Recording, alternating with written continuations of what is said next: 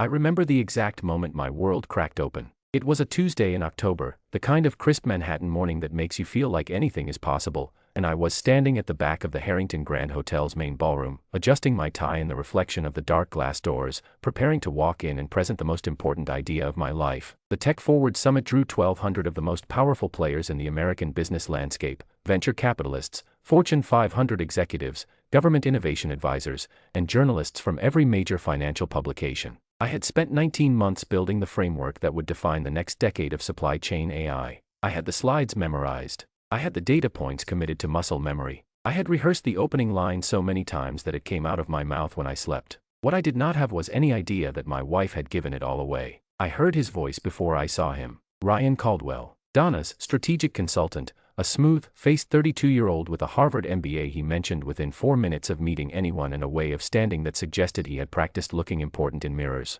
His voice was carrying through the doors even before I pushed them open, and when I stepped into that ballroom and saw him standing at the podium, my podium, in front of my slides, speaking my words into 1,200 pairs of ears, something inside me went very, very quiet. Not the quiet of acceptance. The quiet that comes right before a volcano decides it's done being a mountain. He was on slide 4 of my deck. I recognized the color coding I had chosen, the proprietary graph I had built from 18 months of raw logistics data, the exact phrasing of the problem statement I had revised 47 times. SupplyGenius, he was calling it, reading my branded name off my slide with the casual confidence of a man who believed, in that moment, that he had invented it. He was wearing a navy suit. His hair was parted. He smiled at the crowd the way men smile when they think they've won. I stood at the back of that ballroom for 11 seconds. I counted, later, when I replayed it in my head. 11 seconds of pure, crystalline silence inside my own skull, and then I walked forward. Donna was seated in the third row, center section, wearing the burgundy blazer she'd bought for the occasion.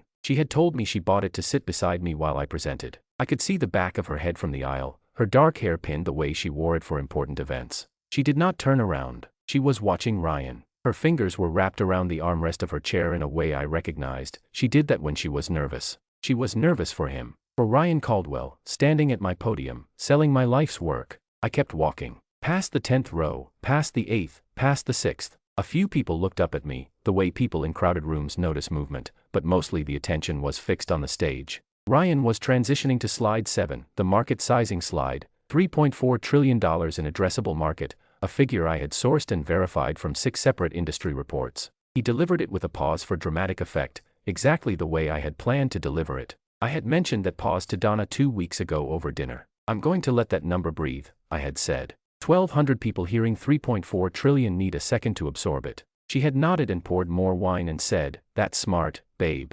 She had been taking notes. I reached the 4th row when Donna saw me. Her head turned slightly, peripheral awareness, and then snapped fully around, and the color in her face did something I had never seen it do before. It didn't drain, it froze, like every capillary in her cheeks just stopped making decisions. Her eyes were wide. Her mouth opened a fraction. I held her gaze for exactly 2 seconds, long enough for her to understand that the version of this morning she had planned was no longer the version that was going to happen, and then I looked back at the stage and kept walking. I walked up the side steps of that stage with the calm of a man who has already decided. Ryan was mid-sentence, something about the algorithmic core of the system, my algorithmic core, the 18 months of mathematics I had poured into a framework that had taken me 312 days of early mornings and late nights and weekends and missed dinners, and he didn't hear me coming because the audience was watching him. I crossed the stage in 12 steps. He turned when I was at his shoulder. The look on his face was extraordinary. It moved through surprise, confusion, and the beginning of outrage in about half a second, and then it settled somewhere between terror and blankness when I leaned into the microphone and said,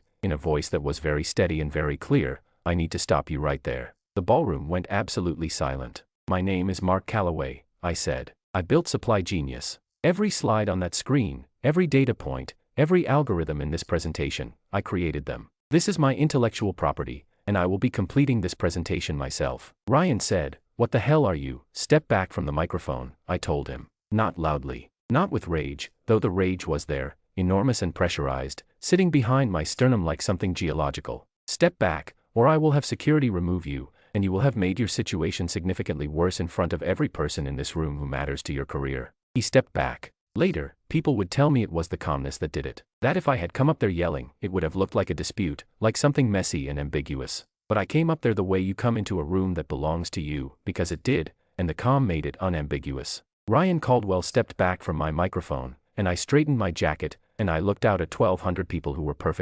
completely silent, and I said, I apologize for the interruption. Let me take you back to the beginning, because this story starts with a problem I couldn't stop thinking about, and I gave my presentation. I gave it the way I had always meant to give it. I gave it the way you give something when 19 months of your life are compressed into 40 minutes and you need every word to land. I gave it with the $3.4 trillion pause, and the room responded exactly the way I had imagined it would. I gave it with the live demo I had built into the deck, the one that pulled real logistics data from 3 different shipping networks and showed SupplyGenius recalculating optimal routing in 11 seconds flat, and when the result populated on the screen, there were actual gasps. I gave it with the pilot program results from the 2 mid-sized manufacturing companies I had quietly enrolled in a beta, companies Donna didn't know about because I had kept those cards close after I noticed, about 4 months ago, that things she knew had a way of reaching Ryan Caldwell's ears faster than physics seemed to allow. I had not known why, then. I had filed it away as a concern without a shape. Now it had a shape. When I finished, the applause started in the front rows and moved backward through the room like a wave. I stood at that podium and I let it wash over me,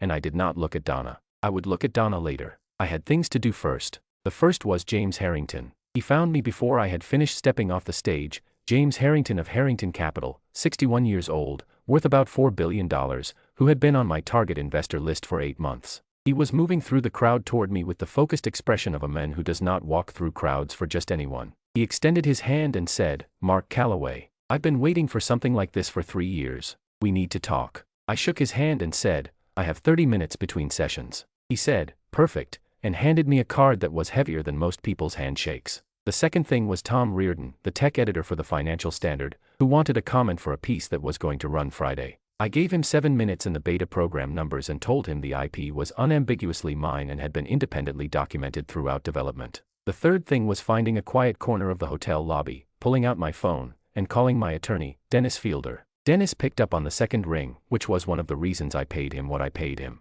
I told him what had happened in 3 sentences. Dennis was quiet for 2 seconds and then said, Don't talk to your wife until I've sent you a list of things not to say. I'm doing it right now. Check your texts. My phone buzzed before we'd finished the call. I did not go back into the ballroom. I went to the hotel bar, which was nearly empty at 10:45 in the morning, and I ordered a coffee I didn't drink, and I sat with my hands flat on the table and I tried to build a timeline. Donna had access to my home office. That was unavoidable. We shared a home, a 3,200 square foot apartment in Midtown that she had largely decorated and that I had largely paid for over the course of our 4-year marriage. She was the CEO of Vertex Tech, a mid-sized software distribution company she had taken over from her father, and I had always respected her professionally, had always treated her as a peer, had always, and this was the part that burned, the part that would keep burning for months, been proud to be married to a woman with genuine business instincts. I had talked through SupplyGenius with her in its early stages the way you talk through things with the person you trust most. I had shown her prototype slides.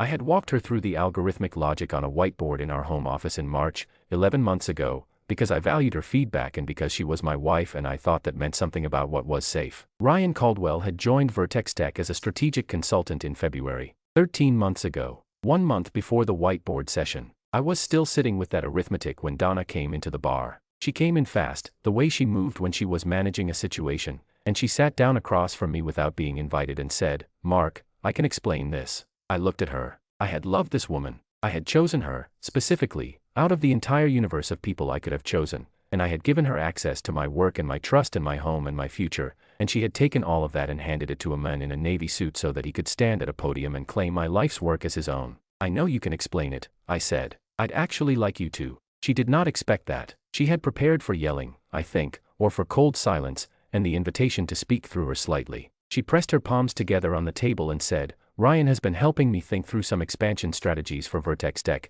and I may have shared some things about your project in the context of, you may have, I said. She stopped. Donna. I kept my voice very level. He presented 9 slides of my work. He used my brand name. He had the pilot program results, which I never showed you, which means either he developed his own intelligence network into my professional relationships, or you gave him access to materials beyond what you're describing. So I'd like you to try this again, and this time I'd like you to not use the phrase, may have. The color situation in her face from earlier made a return visit. She looked at the table. She looked at her hands. And then, because Donna was not a stupid woman and had always understood, at some deep level, that the only play with me was the truth, she said, we've been together for 8 months. The bar was very quiet. 8 months, I repeated. I didn't plan it. Ryan and I started spending a lot of time together on the Vertex Tech restructure in it. How much of my work did you give him? Mark, how much? She closed her eyes. Everything. The full deck, the algo documentation, the beta results, the pitch narrative. He was supposed to present at the summit and establish the IP under a holding company we set up. Vertex Tech would own the licensing rights and you set up a holding company. It was Ryan's idea. He said that if the IP was established publicly under a neutral entity before you filed the formal patent, then I couldn't claim it. I said it for her because she had stopped being able to say it herself. You and your boyfriend used the summit to steal my patent. She didn't deny it. She sat across from me with her eyes open again and she didn't deny a single word of it, and that was the moment, not the moment on the stage, not the moment I saw Ryan at my podium, but this moment, in a hotel bar at 11 in the morning, watching my wife not deny that she had tried to steal my life's work. That was the moment the rage arrived in its full and final form. Not loud, not explosive, cold and total, like all the oxygen being removed from a room. I want you to listen very carefully, I said. I'm going to leave this hotel now. Dennis Fielder is already working. I had this project development documented with timestamps from day one, code commits, research logs, correspondence, everything. The beta companies have signed agreements with my LLC. Ryan Caldwell presented work he did not create, in front of 1,200 witnesses, and I corrected the record in front of those same 1,200 witnesses. Whatever you and Ryan built, whatever that holding company is, it's built on a foundation that no longer exists. She was looking at me with an expression I had never seen on her face before. Something that might have been the first authentic emotion of the morning. Mark, don't, I said. I picked up my phone and my jacket from the chair and I stood up. Don't say we. There is no we. There has apparently been no we for 8 months, possibly longer, depending on when Ryan Caldwell stopped being a strategic consultant and started being someone my wife was willing to commit fraud for. I left a 20 on the table for the coffee I hadn't touched and I walked out of that bar and I did not look back, and when I got to the lobby I called my best friend, Carter Webb, who had known me since our first year at Columbia and who had the singular gift of answering the phone with exactly the right energy for whatever a situation required. He picked up and I told him what had happened and there was a brief, significant silence on his end, and then he said, I'm on my way. Don't go home yet. He was right that I shouldn't go home yet.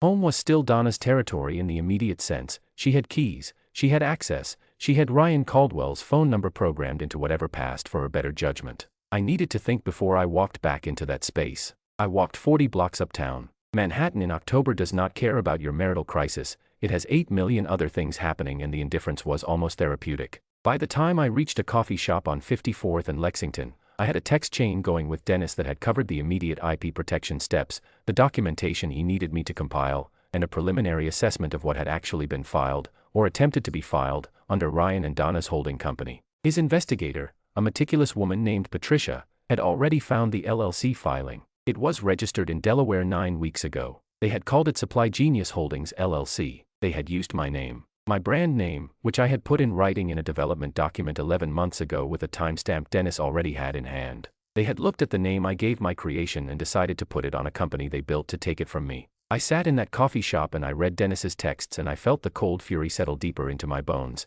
and I started making a list. Carter arrived at 2 in the afternoon and slid into the seat across from me and looked at my face for a moment and said, okay, tell me everything. So I did. All of it. The stage, the slides, the bar conversation, the 8 months, the LLC. Carter listened without interrupting, which was something he could do that most people couldn't, and when I finished he was quiet for a few seconds and then he said, what do you need right now? Logistically, I need to not sleep in that apartment tonight. Done. You're at my place. What else? I need James Harrington to not read about this in a way that makes him nervous. Carter nodded slowly. Call him tonight. Tonight, before anything surfaces online. Control the narrative with the people who matter. He paused. Ryan Caldwell. What do you actually know about him? That was the right question, because Ryan Caldwell had not materialized out of nothing. He had a professional history, a reputation, a network, and possibly, probably, other things he wanted kept quiet. I had spent 19 months building SupplyGenius. It was time to spend a few weeks building a different kind of file.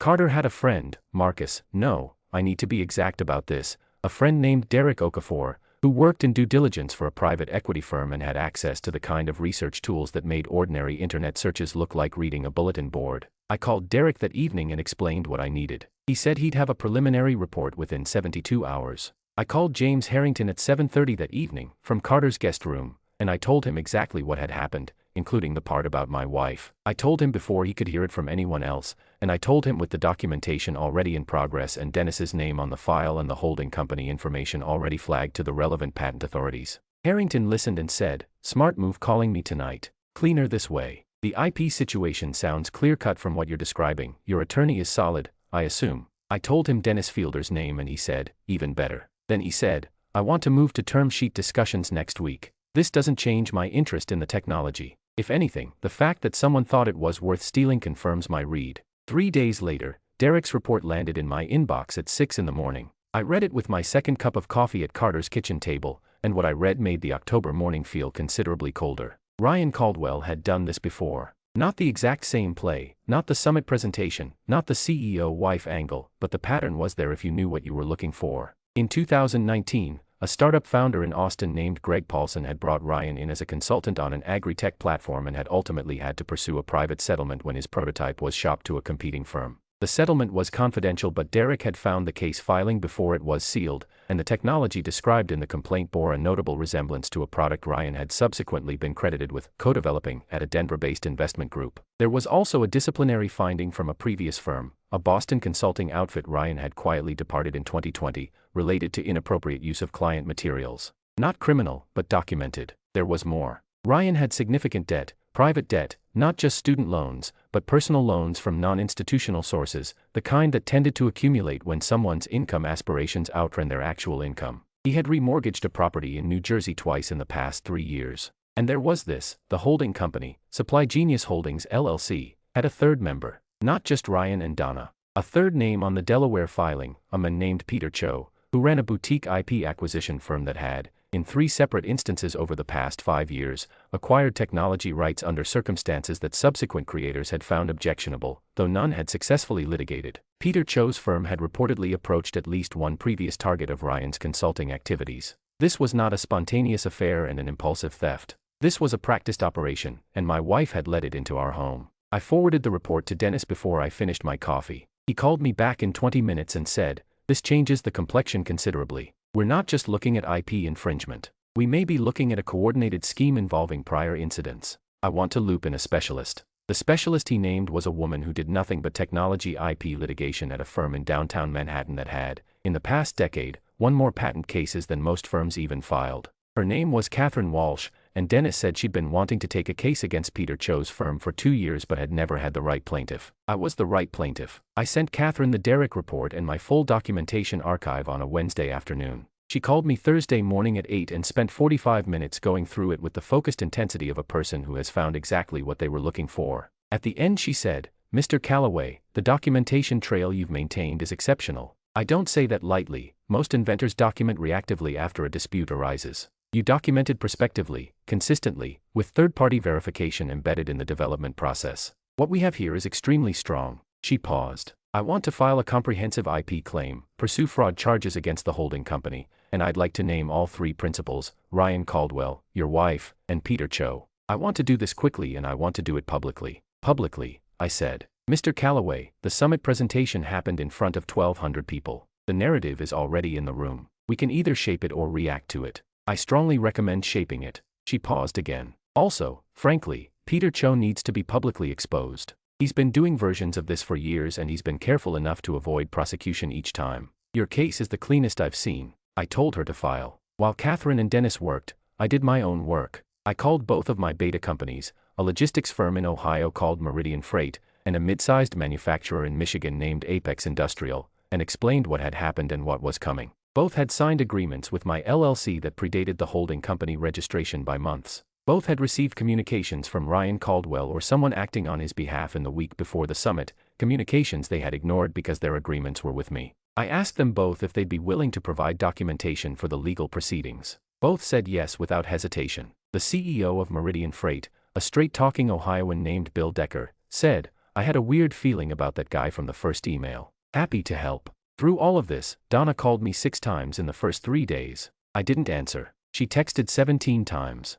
I read every text and forwarded relevant ones to Dennis and answered none of them. On day 4 she showed up at Carter's building, which meant she'd called mutual acquaintances to find me, which meant she'd made several calls before concluding I wasn't at any of the other places I might logically be. I know this because Carter texted me when the doorman called up to announce her, and I told him to tell the doorman I wasn't available. She left. She sent one more text that evening that said, "Please just talk to me," and I put my phone face down and went back to the contract draft Carter had been helping me work through for the Harrington Capital preliminary term sheet. On day 7 I moved back into the apartment. Donna had moved out. She'd gone to stay with her sister in Hoboken, which I knew because Dennis had been in contact with her attorney and the separation logistics were being handled with appropriate formality. I walked back into those 3,200 square feet alone, and I stood in the middle of the living room for a full minute, looking at the furniture she'd chosen and the art she'd picked and the kitchen she'd organized, and I felt, not what I expected to feel. Not devastation. Something quieter and colder. The rooms were exactly the same and entirely different,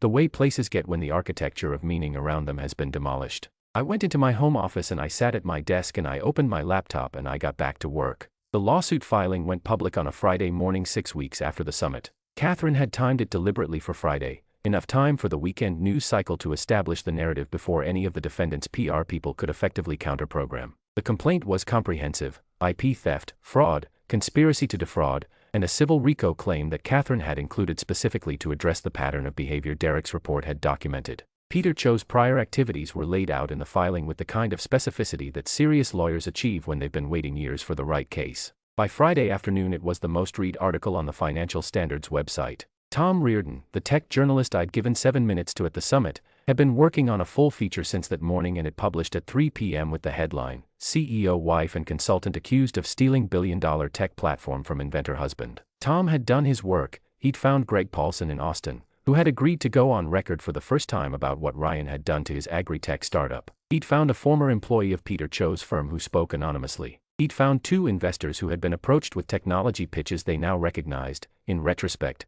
as suspicious. The piece was 11,000 words and it was devastating. Ryan Caldwell's LinkedIn was deactivated by 4 p.m. Peter Cho's firm, a company called Synapse IP Partners, released a statement through a PR firm that used words like categorically and baseless in ways that convinced no one. By Monday morning, 2 clients of Synapse IP Partners had publicly terminated their relationships with the firm. By Wednesday, a 4th and 5th had done the same. I found out about Donna's situation through the professional grapevine rather than directly. Vertex Teka's board had called an emergency meeting the Monday after the filing. Donna had been placed on administrative leave pending an internal investigation into whether company resources had been used in the scheme. Her father, Philip Hartwick, who remained on the Vertex Tech board as founding chairman despite having handed operational control to Donna 3 years ago, was reportedly not speaking to his daughter. I had known Philip for 4 years. He was a straight-line, earned-it-yourself businessman from Ohio, the kind of man for whom the word integrity was not decorative. Learning that his daughter had used her position to participate in intellectual property theft was apparently doing things to their relationship that I found I did not have enough residual warmth for Donna to feel sorry about.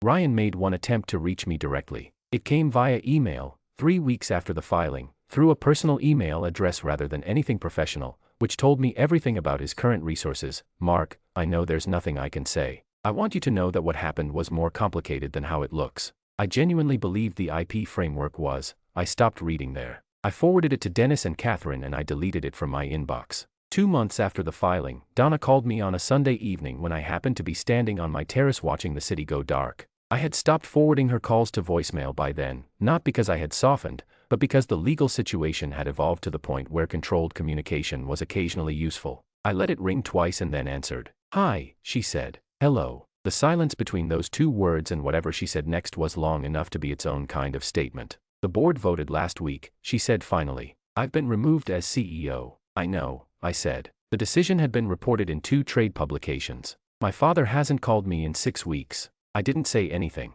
I waited." "I need you to know," she said, and her voice had the texture of someone who has been alone with something for a long time, "that I knew what I was doing was wrong. I didn't tell myself it was okay. I want you to know that." She paused. "I don't say that to get anything from you. I say it because I think you deserve to know that I wasn't deluded about it. I made a choice and it was a terrible choice and I knew it was terrible and I made it anyway." "Why?" I asked. Not angrily, genuinely. Another long pause. "Ryan made me feel like the person I was pretending to be when I met my father's expectations of who I should be. And somewhere in that I convinced myself that your success was going to make me feel smaller and I let someone talk me into something monstrous." She was quiet. "I know that's not enough of an explanation. I know it explains nothing about how I treated you specifically." "It explains something," I said. "Not enough, but something. Is there any version of this where?" "No," I said. It came out gently because I didn't need to be cruel about it, and because gentle was the truth. There was no version. There was nothing left to rebuild. Donna. No.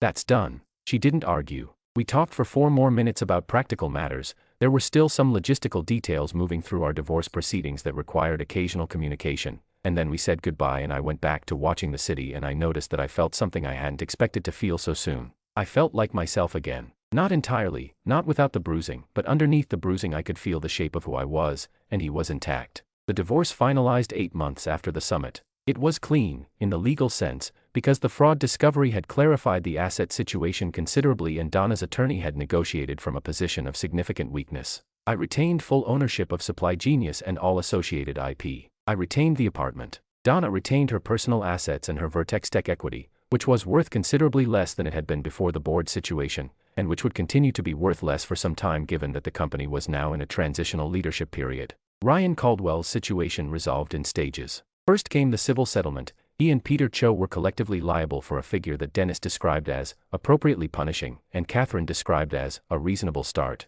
The RICO claim had forced their respective attorneys to the table faster than anyone anticipated, which was what Catherine had predicted when she included it. Ryan's personal financial situation, already strained from the debt Derek's report had documented, became genuinely critical after the settlement. He vacated his apartment in Hoboken and moved, this I heard through Carter, who had eyes on social media that I no longer followed, to somewhere in New Jersey I didn't bother to track. His professional network, which had been built on the particular currency of seeming impressive, collapsed with impressive speed once that currency was publicly devalued. By the time the story was 4 months old, Ryan Caldwell's name was what it was going to be from then on, a cautionary tale in tech industry circles, a detail in a Wikipedia article about IP fraud cases. Peter Cho was the one I watched most carefully, because Peter Cho had been doing this longest and had the most sophisticated defenses. The RICO inclusion in our filing had cracked those defenses significantly, but the real breakthrough came in month 5, when Greg Paulson in Austin, emboldened by Tom Reardon's piece and by the legal progress of my case, broke his confidentiality agreement and filed his own suit in Texas. The Austin complaint referenced my case. My case referenced his. The pattern that each case individually suggested, the 2 cases together established. 2 months after that, a third founder came forward with a story about Synapse IP partners that predated both Paulson's and mine by 3 years. Catherine's assessment, delivered over the phone with the contained excitement of a person who has just won something very large, was, Cho is cooked. Not maybe cooked. Cooked. Peter Cho's firm closed in month 8. He was facing 3 concurrent civil suits and a federal inquiry that had been opened based on the RICO elements and the pattern evidence. I was not the primary plaintiff in all of these cases, but my case had been the first domino, and I knew it, and that knowledge sat in me with a particular kind of quiet satisfaction that I came to recognize as justice, which is different from revenge because revenge is about equalizing pain and justice is about making things structurally correct. While all of this was happening, I was building. James Harrington and I had executed a term sheet within 3 weeks of the summit, and the full investment agreement closed 6 months later, $14 million for a 23% stake in SupplyGenius LLC. I had used the intervening months to move from pilot program to limited commercial deployment with Meridian Freight and Apex Industrial, and the numbers were better than the projections, which is not something that happens as often as founders like to pretend it does. Bill Decker at Meridian had reduced his routing inefficiency by 31% in the first quarter of deployment. Apex Industrial had reduced holding costs by 19%. These were not theoretical improvements, they were showing up in quarterly earnings, and Bill Decker talked about them at an industry conference in February, unprompted, without my knowledge, simply because the results were real and he was the kind of man who shared real results. That conference appearance produced 14 inbound inquiries to my company within a week. I hired my first 2 full-time employees in January, an operations lead named Maya Torres, who had come out of Amazon's logistics division and who understood supply chain systems with an intuitive depth that made her immediately indispensable, and a sales director named Cole Fisher, who had the particular gift of explaining complex technology to executives who were not themselves technical without making those executives feel managed. By March I had 5 people. By June, 9. We moved out of the corner of my apartment I'd been using as an office and into actual office space in the Flatiron district, 1,200 square feet with a conference room and a proper server setup and a coffee machine that Maya had strong opinions about. I did not date during the first year. Not a decision I made formally. I wasn't sitting down and declaring a moratorium. It was simply that my attention was pointed entirely elsewhere, toward the work and the legal situation and the project of rebuilding the interior architecture of my own life. I went back to the gym, which I had let lapse in the latter stages of my marriage when everything had been absorbing everything. I started running again, Central Park mornings at 6 when the park was still mostly empty and the air was still cool. I called my mother in Indianapolis more regularly. I had a regular poker night with Carter and 3 other friends that became the consistent social anchor of my week, not loud, not elaborate, just 5 people around a table who had history with each other, which turned out to be exactly what I needed. I was at a SupplyGenius client dinner in March, 14 months after the summit, when I met Laura Chen. She was not a client, she was the guest of a client, a woman who had come to New York for a conference and had been brought along to dinner by her colleague who was also my client, and she was a civil engineer who built bridges, literally, infrastructure projects, and who had the particular quality of paying complete attention when someone was speaking to her, which I noticed because it was rare and because it felt, in that particular dinner, like something I had been missing without realizing I had been missing it. We talked for most of the dinner, naturally, without effort, about the work of building things that had to work, her bridges, my systems, and about the difference between elegant design and impressive design, and about Indianapolis, where I had grown up, and Columbus, where she had. We did not talk about Donna or about the summit or about any of the things that constituted the dramatic part of my recent history. We talked like 2 people who were both genuinely interested in what the other person was saying, and when the dinner ended and people were collecting jackets and saying goodbyes, Laura said, "I'm here through Friday. Are you? Would you want to get coffee sometime before then?" And I said yes. We got coffee on a Thursday. Then dinner the following month when she was back in the city for a different project. Then a weekend in April when she wasn't traveling and I wasn't buried, and we went to a museum exhibit neither of us had been meaning to see without the other one, and after that it was established without being formally declared that we were doing this, that this was a thing we were doing. It was slow in a way I recognized as correct. I had trust damage that was real and that I was not going to paper over with romantic optimism. I had spent 4 years with a woman who had ultimately been willing to commit fraud against me, and the recalibration required for genuine openness was not something that happened on a schedule. Laura understood this, not because I gave her a complete accounting of it early on, I didn't, it came out in pieces over several months, but because she was the kind of person who understood that people who had been hurt didn't heal on a schedule, and who treated that understanding as a given rather than a concession. By the time the 2nd October arrived, 1 year after the summit, SupplyGenius had 11 employees, 3 commercial clients, 2 contracts in final negotiation, an evaluation that a third-party assessment put at $68 million. Harrington's $14 million had multiplied. The Bill Decker conference appearance had turned into a Harvard Business School case study that a professor had written without telling me she was writing it, which I found out when someone sent me the link. The Financial Standard, the same publication that had run Tom Reardon's original piece, ran a follow-up with the headline, 1 year after the summit, how Mark Calloway turned a betrayal into a billion-dollar comeback. I gave Tom 45 minutes for that one. Ryan Caldwell did not have a follow-up story. Or rather, he did, but it wasn't in the Financial Standard. Carter mentioned once, in passing, that Ryan had been spotted working at a consulting firm in Paramus, New Jersey, a small firm, regional clients, the kind of operation where someone with Ryan's particular skills could find a floor but not a ceiling, because his ceiling had been publicly removed. I did not pursue the information. I did not need to. The universe had arranged matters in a way that was accurate, and accuracy was all I had ever wanted. About Donna, I heard less as time went on, which was appropriate. Vertex Tech had stabilized under a new CEO, which was good for the company and good for the employees who had nothing to do with what happened. Philip Hartwick had reportedly resumed contact with his daughter,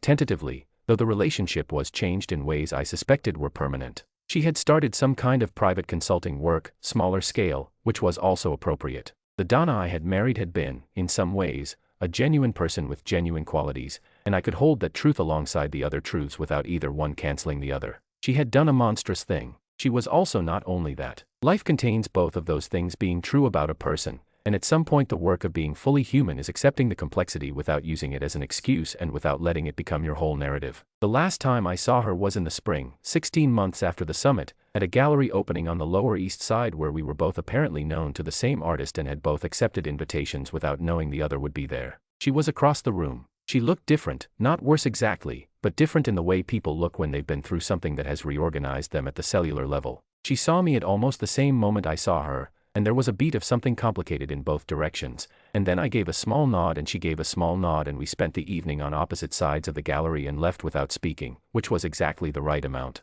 The 2nd October, the summit anniversary, fell on a Wednesday. I went into the office early and had a meeting with Maya and Cole about a contract renewal with Apex Industrial that had grown in scope. Bill Decker had been talking to the Apex CEO about us, apparently, and the Apex CEO had been talking to his industry contacts, and the scope expansion reflected 18 months of trust built on actual results. After the meeting I sat in my office for a while with my coffee and looked out the window at the Flatiron building and thought about the year. Not with the analytical detachment of an after-action report, but with something warmer. Something that surprised me still, occasionally, with its own existence. Carter called at noon to say he was buying lunch. We sat at a place a block from my office and had sandwiches and talked about the poker game Thursday, and about a trip he was planning in January, and about his daughter, who was 2.5 years old and had recently discovered the word why and was deploying it without mercy. We talked like two people who had been friends for 20 years, which we had, and after about 40 minutes Carter looked at me and said, "You look good, man. Like actually good. Not performing good." "I know," I said. "Weird how things work out." "Not weird," I said. "Just slow." That evening I met Laura for dinner at a place on the west side that had become something like our regular place without having been declared as such. She was already there when I arrived, reviewing something on her laptop with the focused expression she wore when a project was in a complicated phase. She looked up when I sat down and her face did the thing I had spent 16 months learning to recognize and still wasn't tired of. It settled, the way faces settle when the person they're looking at is the person they were hoping to see. She closed the laptop and said, "How was the day?" "Productive," I said. "Contract renewal, big scope expansion." "Nice." She picked up her menu even though we both knew what we were going to order. "The summit anniversary is today." "I know." She looked at me over the menu. "How are you with that?" I thought about it honestly, the way Laura made it easy to think about things honestly. I thought about the ballroom and the back of Donna's head in the third row and the 11 seconds of silence and the stage steps and Ryan Caldwell's face when I came up beside him. I thought about the hotel bar and Dennis Fielder's voice on the phone and Carter's guest room and Derek Okafor's report and Catherine Walsh and James Harrington and Bill Decker and Maya and Cole and the $68 million valuation and the Harvard Business School case study. I thought about all of it the way you think about something that happened to someone you know very well but are no longer. "I'm good with it," I said. "Yeah. They thought they were taking something from me," I said. "Turns out they were just rearranging where I was going." Laura considered this with the particular attention she gave to things. "That's a very sane way to look at it." Took a while. She smiled. It was the kind of smile that has actual content in it, not just warmth but recognition, the smile of someone who knows what a while looks like and is glad to be on the other side of it with you. "Well," she said, "I'm glad you got there." The waiter came and we ordered what we always ordered and talked about Laura's bridge project in Queens and the contractor issue she was navigating and the engineering decision that was keeping her up at night, and outside the window Manhattan was doing what Manhattan does, which is move forward without apology or nostalgia, and I ate dinner with a woman who paid full attention to things. In a city that didn't care about my story but made room for it anyway, running a company I had built from the ground up out of 19 months of early mornings and late nights, and none of what had been taken from me that morning in October was gone. It was all still there, just clarified, stripped of the things that had been attached to it without belonging to it, which turned out to be the best version of itself. Ryan Caldwell was in Paramus. Peter Cho was in a federal deposition. Donna was finding out who she was without the architecture of other people's achievements to live inside of. And I was having dinner in the city I loved with a woman who asked how I was and meant it, talking about the work I'd built, with more of everything ahead than behind. I heard somewhere that the best revenge is a life well lived. I don't entirely believe that, because justice is real and pretending consequences don't matter is its own kind of dishonesty. But I'll say this, the best revenge is also a life well lived. The two things are not mutually exclusive. You can see someone get exactly what they deserve and also be genuinely, structurally, quietly happy, and neither one reduces the other. I paid the check. Laura put her laptop in her bag. We walked out into the October night, which was the same temperature and the same color as the October morning that had changed everything, and I pulled my jacket against the chill and thought, exactly 1 year. Everything that had been built in it. Everything still ahead. I walked forward without looking back, and the city received me the way cities receive people who are finally going in the right direction, which is to say, without ceremony, without applause, without any particular acknowledgement at all, just the lights and the motion and the open street, and all the time in the world to fill it.